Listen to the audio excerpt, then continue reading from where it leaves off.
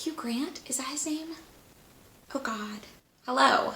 Welcome back to my channel. If you're new here, my name is Mary, and today's video is going to be the Love Actually book tag. So I've seen this video, or this video title. I searched it in YouTube before I made this video today, and it looks like someone did this 5 years ago, but it's not the same prompts, I think, unless we are like very much on the same wavelength, because I didn't watch that video. But I came up with these prompts because Love Actually is one of my favorite movies of all time. It is my favorite Christmas movie of all time, and it's like probably my top 5 favorite movies of all time. If you don't know, Love Actually is a British rom-com Christmas movie from around the early 2000s. I think it's like a 2002, 2003 maybe. I do believe it's post 9/11 because they mention that in sort of the beginning. But basically it follows groups of different people with different storylines who all sort of interconnect. And if you haven't seen the movie, this tag might not make very much sense to you, but if you have seen the movie, I'm hoping that my prompts will make a lot of sense. So I picked these prompts each based on one of the different storylines. So I have 8 storylines written down, and there are 9 prompts because one of the storylines I feel like deserved 2, I guess, but we'll get into that when we get into it. All the prompts are listed in the description box down below, so if you want to do this tag, I would love it if you did. Please comment on this video if you do decide to do the tag so that I can watch your tag. And if you love Actually, I guess give this video a thumbs up. So the first prompt is for the Prime Minister and Natalie. They are my personal favorite couple, I guess, in Love Actually. The prompt that I decided to do for this is after Hugh Grant's dancing scene, and the prompt is name a book that has a relationship that is so cute it makes you want to dance. And so for this, I chose the Winter's Trilogy. I'm in the middle of the 3rd book right now. This is a library copy, so sorry that it's shiny, but this follows Aaron and Kestrel. It's a fantasy romance. It's a YA fantasy romance series. And the more you get into it, the more like butterfly feelings I sort of get about them as a couple. But yeah, as this is book 3, I won't really talk about it, but that was my pick for this one, Aaron and Kestrel. The second storyline that I wanted to focus on is the love triangle, which is Keira Knightley, her husband, and then her husband's best friend. This is the like quintessential Love Actually scene where at the end, the guy's holding up the signs and it's like, to me, you're perfect. I'll try to insert a clip of it. I did decide to go with 2 prompts for this one because one, Keira Knightley's character has a whole scene where she talks about how she thinks that her husband's best friend hated her, and it turns out he was like in love with her the whole time. So for that, I said pick a book that you didn't think you would like, but you wound up really loving. And I chose House of Earth and Blood by Sarah J. Maas. I only picked this up because everyone was talking about it at the beginning of this year, so I went ahead and bought it for myself. But I was worried that I wouldn't like it because I, prior to this year, didn't read a lot of I didn't read any adult fantasy pretty much, and I didn't read any high fantasy. All of my fantasy was like light fantasy elements. I'd read a few like YA fantasy type things, but for the most part, I didn't really go for adult fantasy, and I didn't really go for adult romance. And this has a strong romantic element, so I didn't know if I'd like it, but it turns out I really did love this. But yes, so I was very excited that I did pick this up, and I'm really excited for the second book to come out. But the second prompt that I wanted to go for with the love triangle is that scene at the end where he has the signs and he's basically confessing love to his best friend's wife. When I was a kid, I thought that was like the cutest scene in the world, but then I grew up and was like, wow, that's actually kind of gross and weird, and both of them should be stopped. So for this, the prompt is name a book that you really used to like, or maybe you liked when it first came out, but now you see it as problematic, or a book that you liked as a kid, but it didn't really age well. And for this, I don't have the whole series. I just have Midnight Sun. Again, I'm sorry this is such a shiny copy, but I'm going with the whole Twilight series. I loved Twilight when it first came out, and when I read it when I was in like late elementary school, early like middle school. But I don't know. Edward and Bella's relationship, I reread it this summer. I'll link that reading vlog somewhere, but it just really just didn't hold up for me, unfortunately. So yeah, I said Twilight for this one. The third storyline I wanted to focus on is Sam and Daniel. Daniel is played by Liam Neeson. Sam was played by Thomas Sangster, is that his name? I think that's right. But basically, Sam is Daniel's stepson, but his wife, Daniel's mom, or Sam's mom, just died. That's not a spoiler, it happens at the very beginning of the movie.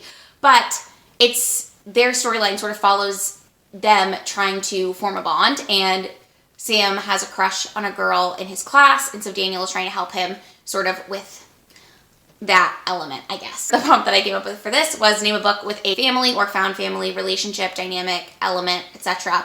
that you really relate to or that you really enjoyed reading about. And for this I chose What Should Be Wild by Julia Fine. This follows Maisie, who is cursed when she's a kid, and she, I guess she's born cursed. She's from a line of cursed women, but she can touch, if she touches a living thing, it dies, and if she touches something that is dead, it comes back to life. So basically she's never allowed to touch anything, and then at one point, her dad, who is her caretaker, disappears into the woods, and she has to enlist some friends and people she doesn't really know that well, but she can become friends with, to help find him, basically. So the found family element in this is really her trying to, like, for the first time ever, relate to other people and being around other people for the first time in her entire life, besides just her dad and the woman who used to care for her. So I really enjoyed that. This is one of my favorite books of the year, but stay tuned for that video because it is coming. The next storyline that I wanted to focus on is Alan Rickman and Emma Thompson. I wish I could remember the character names, but for some reason I only remember the actors' names for most of these. Alan Rickman basically has an affair with a woman in his office, and Emma Thompson deserved way better. That's not my opinion, that's facts, frankly. So for this I said, pick a book with a character or characters who deserved better. And I chose Nosferatu because Lou and Vic both deserved better than they got at the end of this book. I loved this book. It's about, like, inscapes and a woman who is the first person, when she's a kid, she's the first person to escape this, like, child murderer. And then later in life, she has a son and he comes back to find her. The child murderer does. So it's sort of like about that. I would highly recommend this book, but almost all of the characters in this book get done real dirty by the end. It would spoil it to tell you what happens, obviously, but, like, they deserved better. Especially Lou. The fifth storyline that I wanted to focus on is Billy Mack and his manager. Billy Mack is a kind of disgraced former rock star who is trying to release the next, like, Christmas hit. So he re-releases one of his old songs with Christmas in place of the word love in the song. Anyways, and at the end of it, he sort of decides that, you know, the one relationship that really matters in his life is his friendship with his manager. So for this, I said, pick a book that has a really great friendship representation or is about a group of friends. And I picked South Abroad by Pat Conroy for this. This is like a literary fiction, almost mystery, but not quite. And it just follows two timelines in the 60s, right after integration in South Carolina, and then later in like late 80s, I think is when it is. But it follows two timelines, and it's just this group of friends showing like how they became friends when they were all in high school and all the things they had to go through when they were kids. And then it talks about all the things that they're now going through as adults. I really did like the friendship element of this book, and I felt like that was this book's like strongest, whatever. Strongest point? Is that what I'm trying to say? I don't know. The next storyline that I want to focus on is another one of my favorites, which is the writer Colin Firth's character. I don't remember his name. Is it Henry? I'm not sure. I can't remember if that's him or his brother, but it doesn't matter. Colin Firth's character, who goes out to, he's a writer and he goes out to live in France, in a cabin for a portion of this film, like a couple weeks, and he falls in love with this Portuguese woman who is sort of the caretaker of the house and his like maid, kind of. Her name's Aurelia. They're the other like probably cutest couple in this whole thing, in my opinion. But for that, I said pick a book that features characters from different backgrounds. And for this, I did choose Clapham Land by Elizabeth Acevedo, because while these girls are sisters, the main character, I guess I should say what the book's about. Clapham Land, if you don't know, is a poetry book, or a book written in verse about two girls who find out after their father dies that they are sisters. They're half-sisters. So one of them lives in the Dominican Republic, the other one lives in New York City, and they didn't know that the other one existed until after the death of their dad.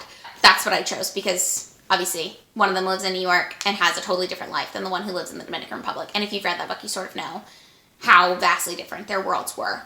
The seventh storyline that I wanted to talk about is the body double couple. So it's Martin Freeman, who plays what at first glance might appear to be a porn star, but in fact, he does say that he once was a body double for Brad Pitt. So I assume he's just a body double. But he sort of has this little romance with the girl who's working on set being the female body double in these scenes that they're doing. I've watched Love Actually pretty much like every Christmas that I can remember with my mom, and she always used to fast forward through the body double scenes because there's like nudity and stuff. And because I think she thought it was porn as well, so probably not appropriate for a young child. So for this one, I said, what is a book that you weren't allowed to read when you were a kid? And I chose The Lovely Bones. I don't know who wrote it. I still haven't read it, but I remember my sister read it because she's 7 years older than me. And she was reading it when she was in high school, probably. And I wanted to read it too, but I was in like 4th or 5th grade.